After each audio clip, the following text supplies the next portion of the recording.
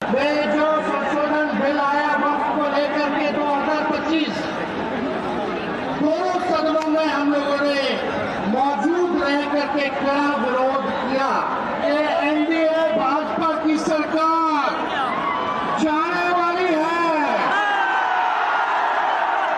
क्या गरीब आवाम की सरकार बनेगी तो इस बिल को बिहार राज्य जो है कूड़े के दान में फेंकने का काम करेगा।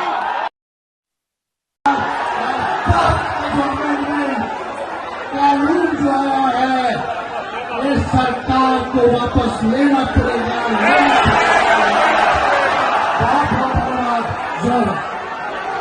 संग्राम की लड़ाई में चाहे हिंदू हो, मुसलमान, सिख हो या ईसाई, सब लोगों ने इस देश की आजादी के लिए कुर्बानी देने का काम किया था।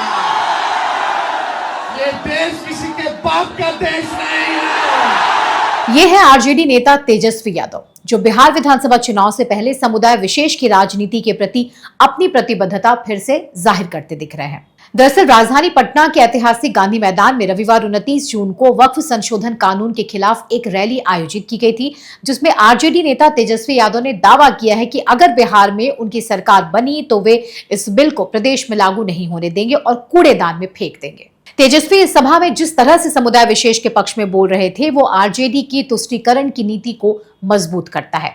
लेकिन तेजस्वी का ये बयान हो सकता है उनके लिए ही मुश्किलें खड़ी कर दे, क्योंकि वक्फ बिल का विरोध करके उन्हें मुस्लिम वोट तो मिल जाएंगे लेकिन उनके गैर मुस्लिम वोटर उनसे दूर हो सकते हैं। दरअसल तेजस्वी यादव का ये बयान ऐसे समय में आया है जब कुछ ही दिनों पहले ये वक्फ कानून संसद के दोनों सदनों से पारित हो चुका है और कोर्ट में विचाराधीन है। तो क्या इसका ये मतलब है कि तेजस्वी न तो संसद का सम्मान करते हैं न ही न्यायपालिका का?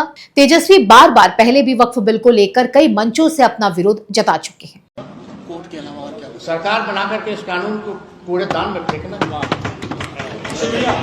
सवाल यह है कि क्या सरकार बनाने के लिए विपक्षी दल के नेता कुछ भी बोलेंगे, संसद द्वारा बनाए गए कानून का विरोध करेंगे? वैसे कानून जो देश और देश के नागरिकों के हितों की रक्षा के लिए बनाए गए हैं, क्या केवल सत्ता पाने के लिए एक खास तबके का हितैषी बन तुष्टीकरण के सहारे देश में राज करना चाहता है विपक्षी दल?